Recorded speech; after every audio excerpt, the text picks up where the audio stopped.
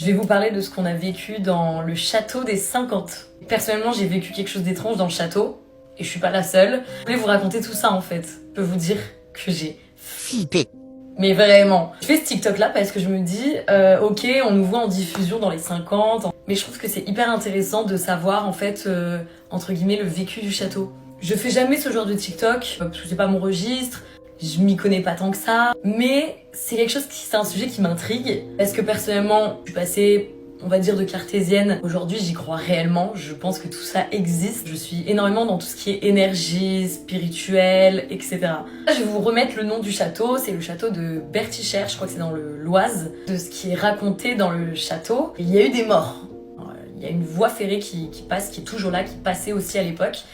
Et il y a eu énormément de brûlés dans le château. En fait, le château aussi possède une chapelle et il y a eu beaucoup de gens décédés dans la chapelle, brûlés.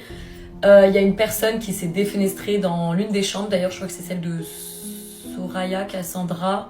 Donc voilà, vous l'avez compris, il s'est passé énormément de décès et d'histoires. Voilà. Et honnêtement, déjà, je vais vous dire un truc. Quand vous arrivez dans ce lieu et que vous restez, et en plus, par exemple, comme moi ou d'autres personnes, une durée qui est assez longue, je peux vous dire, moi je suis très sensible à tout ça. Personnellement, c'était lourd, oppressant. Moi je me suis sentie oppressée. En plus des jeux, de la stratégie, je me sentais pas bien. Vraiment, je me sentais pas bien.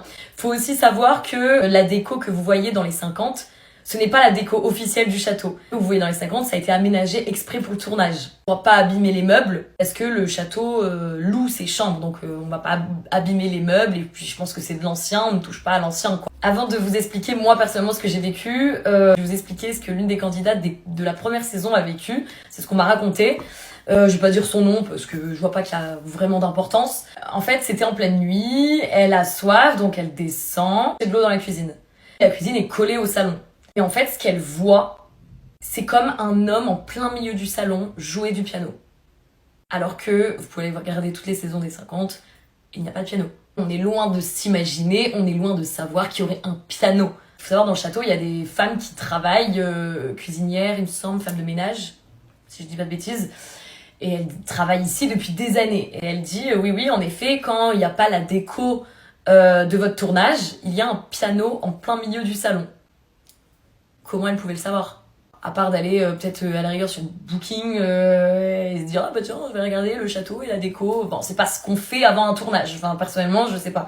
Après, tout le monde est différent, hein. D'ailleurs, ces personnes qui travaillent dans le château, ces femmes qui travaillent dans le château, elles ont clairement dit, elles nous ont clairement dit, oui, il y a des esprits. Il s'est passé des choses. Parfois, il y a des